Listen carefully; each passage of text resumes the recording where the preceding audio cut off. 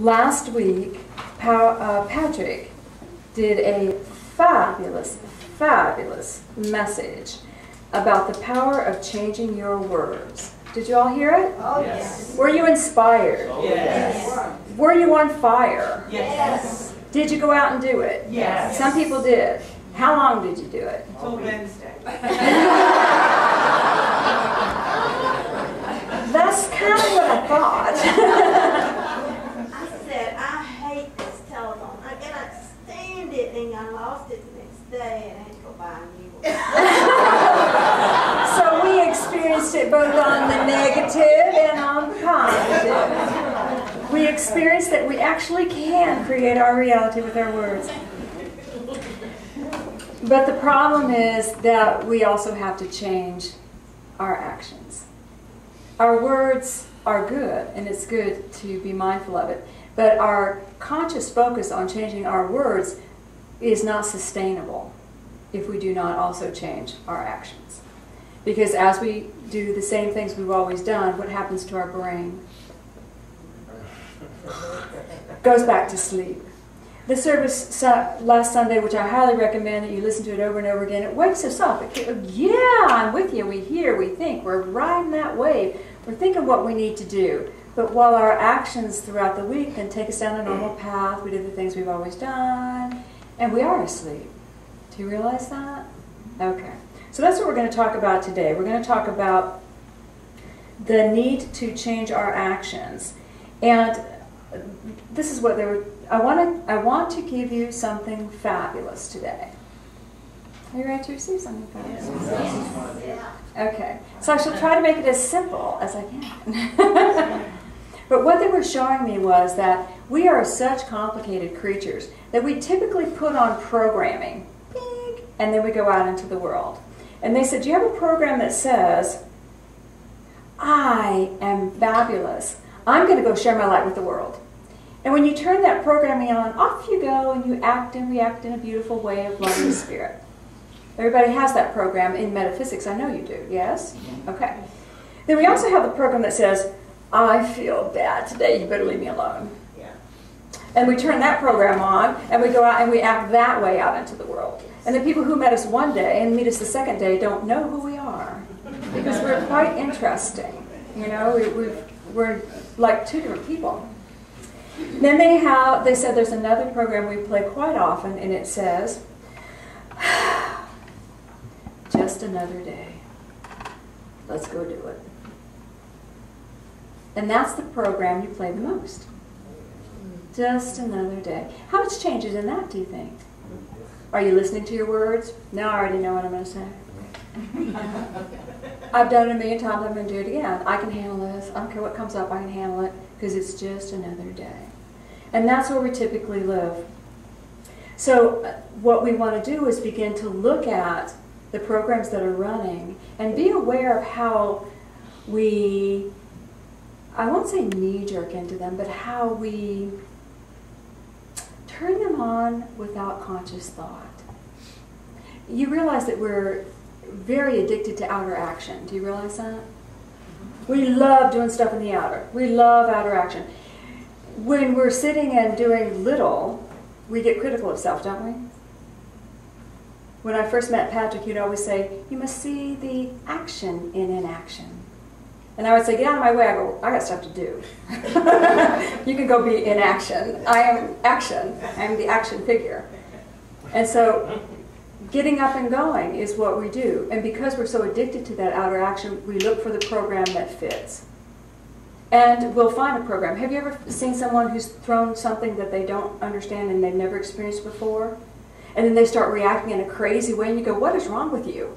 And they go, I don't know what to do, so I've got to play some program. I've got to say something right now. I don't know what to say. This is unfamiliar to me. So I'm finding a program that's applicable and I turn it on. Do you see? Action without thought. Action without thought. How many of you enjoyed the way we greeted this morning? Do you know why we greeted that way? No. So you would do something differently. So you would have the opportunity to experience a shift in action that you did not understand. I looked about the crowd, and most of you were playing quite nicely. Putting your little hand on the shoulder, greeting one another. They were sneaking some little hugs. I saw hugs getting snuck in there. I'm not comfortable just doing what you told me. I'll do it modified. But see how difficult it is for us when we don't understand, when we're not in control. And if we don't have a program pre-written, guess who's not in control? You're not in control. And this addiction to action keeps us on that familiar path. So they wanted us to look a little bit about the programs. You know, all the programs that are running within us are extremely sophisticated. They take our thoughts into consideration, our emotions, our desires, our history. We're just extremely well-tuned machines. You realize that. You realize when you're not in your body still functions. Most of you drive your car that way. You go, oh, I made it to my destination. Oh, wonder who was driving. But the eye was functioning, the arms were functioning, every autopilot thing was going on, the eye's taking data, okay, he's out of it, let me figure out what we need to do, left-hand turn, right-hand turn. You think it's the magic of your car, but it's not. It's this wonderful ability for automatic systems to function even when you're not fully present. And that happens often. So they wanted us to look at just some of the programming that goes on within our bodies, just to give you some keys. The first is the automatic level. You know, if you had to think about every time you took a breath, if you had to think about every heartbeat, if you had to think about every time your arm reached out, well, you'd be quite busy, wouldn't you? So the body has this beautiful intelligence that it automatically functions in an active way on your behalf. So there's always action going on within you. Yes? Mm-hmm. Yes. It's really interesting to have one of those functions not function.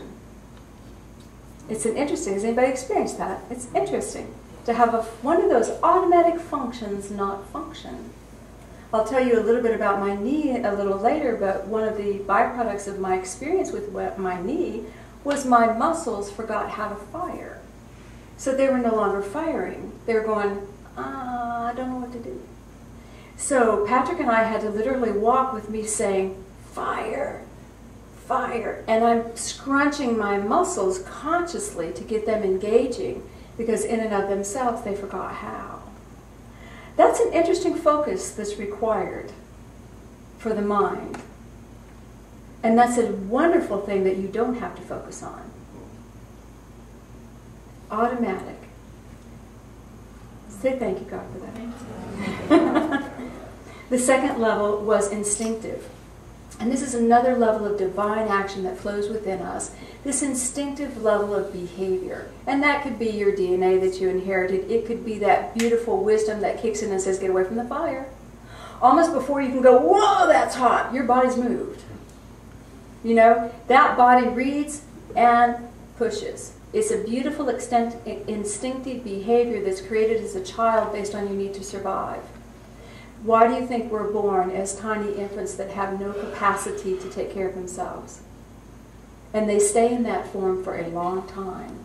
They're really not self-sufficient until they're about 3 years old, and they tell you they are.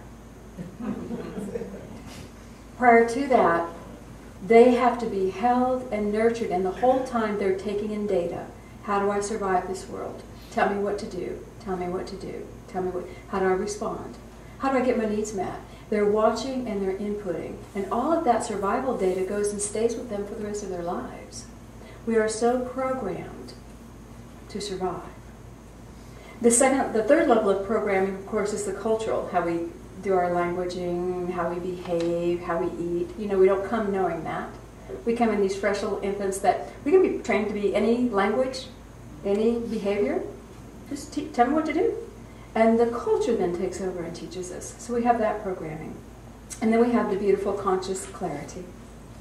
Now, all of these actions are going on within us all the time. Can you see how difficult it is to probably change? All of these actions are functioning. They're all functioning. And they've all found this great balance within them.